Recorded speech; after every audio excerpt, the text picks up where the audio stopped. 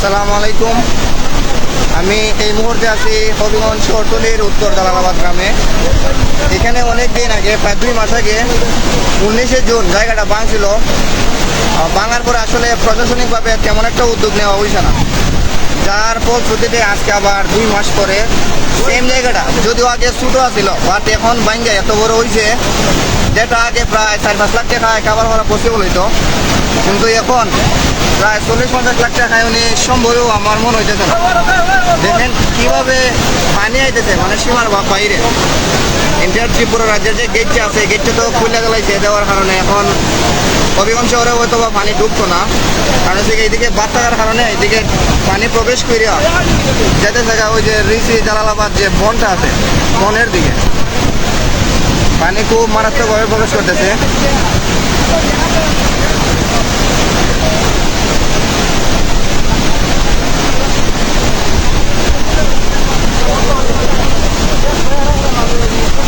দুই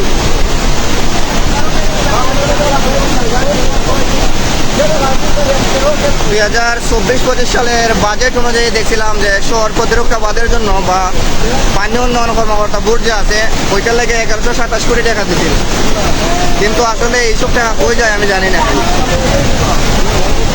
নিজের চোখে না দেখলে ভাই বিশ্বাস করতে না, এর লেগে লাইভ আইলাম, ভাবছিলাম একটা ভিডিও করতাম, কিন্তু দেখেন এত বড় একটা বাঁধ, বর্তমানে এটা 50 লাখ টাকার মাটি বানাইলে লবণ আনা সম্ভব হইব। তো ওই যে 2 মাস আগে যে একটা ছোটো বাঁধা ছিল, ওই সময় যদি এটা সবাই ঠিক করে নিত, কিন্তু এত বড় একটা বাঁধের সৃষ্টি হয় না। যে পানি এদিক থেকে তো পূর্ণ নিয়ে আইতেছে। হবিগঞ্জ কোয়াই নদী, যারা স্পেশালি চিন্তা চান তাহলে ওই যে গরু বাজার থেকে সোজা আটা দিলে আপনি দেখবেন এদিকে পাইবেন।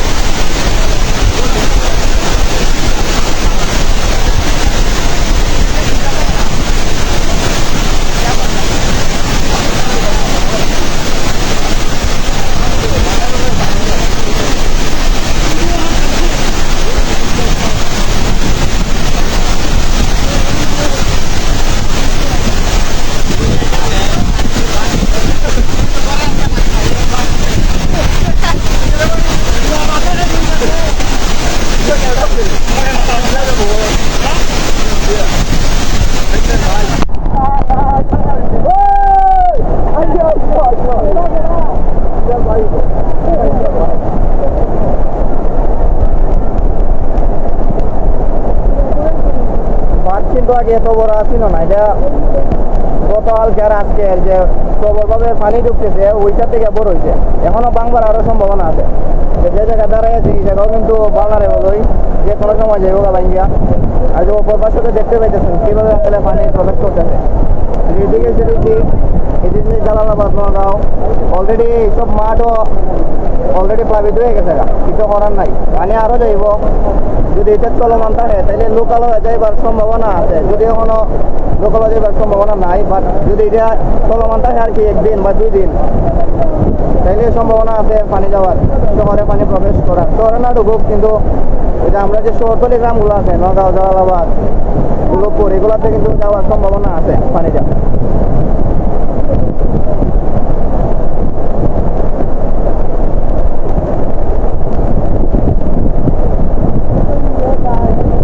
এখানে যে পানি উন্নয়ন বোর্ডের কর্মকর্তারা যারা ছিল, তারার উদ্যোগে আর কি গত 19শে জুন যে সময় প্রথমবার বাসটা ভাঙছিল, তারা কিছু বাঁধ দিয়ে চেষ্টা করছিল, কিন্তু ওই সময় তাৎক্ষণিক প্রতিক্রিয়া না দেওয়ার কারণে এখন দেখা গেল বাসটা এত বড় হয়েছে, ভাঙ্গা শেষ।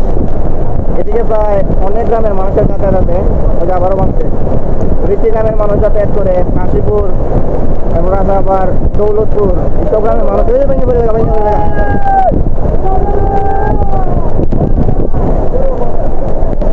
কারেন্টের তারও লেগে গেছে গাড়ি। টিরা লাইছে বললা ও তারে না নিতে থেকে তার ও কারেন্টে চালু হয়ে দেবে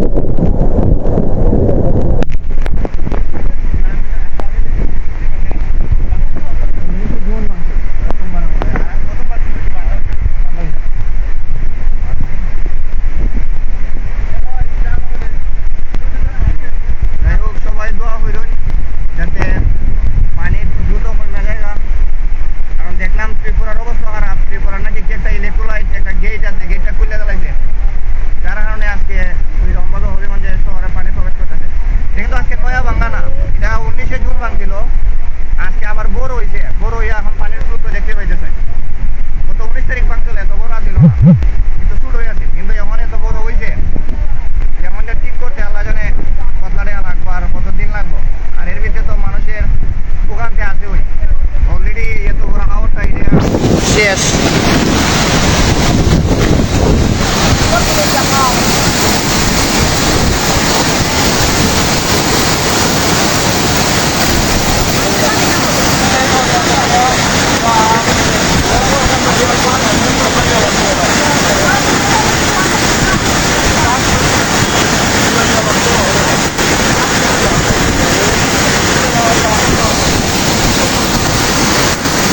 সবাই দোয়া করবেন যাতে আল্লাহ এই পরিস্থিতির অতি দ্রুত একটা সমাধান করে দেয় এবং এইগুলো আমরা আজাব থেকে যাতে বাঁচা থাকতে পারি। আসসালামু আলাইকুম।